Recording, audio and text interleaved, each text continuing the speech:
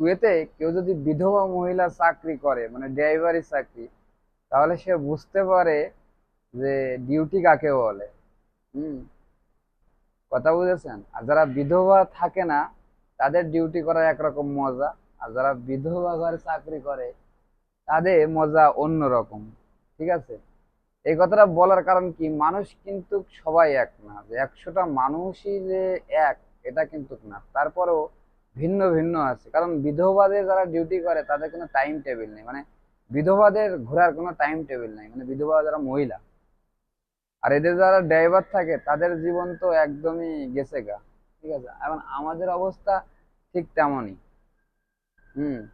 মানে আমার অবস্থা ঠিক তেমনই। ওর কখনো কখন সকাল, কখন রাত, কখন সন্ধ্যা, এইগুলো ওর দেখার বিষয় না। কিন্তু যারা ড্রাইভারিতে আছে তারা বলতে পারবে।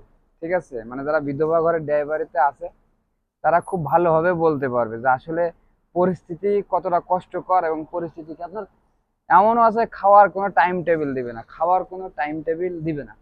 ঠিক আছে? ওর ঘুরতে হবে, তাই ঘুরতে হবে, সকাল 10টা হোক, সকাল 8টা হোক, সকাল 9টা হোক, ওর দেখার বিষয় না। রাত 11টা হোক, রাত 12টা হোক, ওর দেখার বিষয় না। ওর একই কথা যে আমি বাইরে যাব, গাড়ি স্টার্ট কর, সকল সিয়ারা।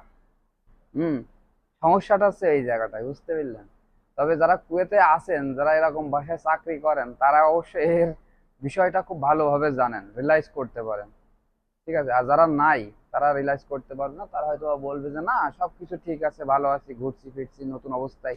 কিন্তু যখন আস্তে আস্তে পুরানো হয়ে যাবে একটা ড্রাইভার, তখন তার কাছে এমনি নিজে থেকে বিরক্ত লাগবে, কি রে ভাই এগুলা এতটা ঘোরা কেন, কিন্তু কম ঘুরলে কি হয়?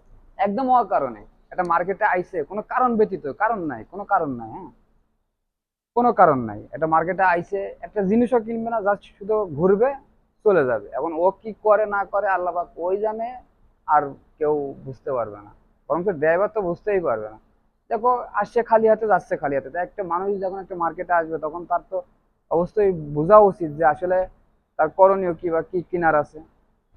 ঠিক আছে? এই আছে কথা। ওটা আমার কষ্টের কথা না, আমার মানে বাস্তব থেকে প্রকাশ করলাম আপনাদের।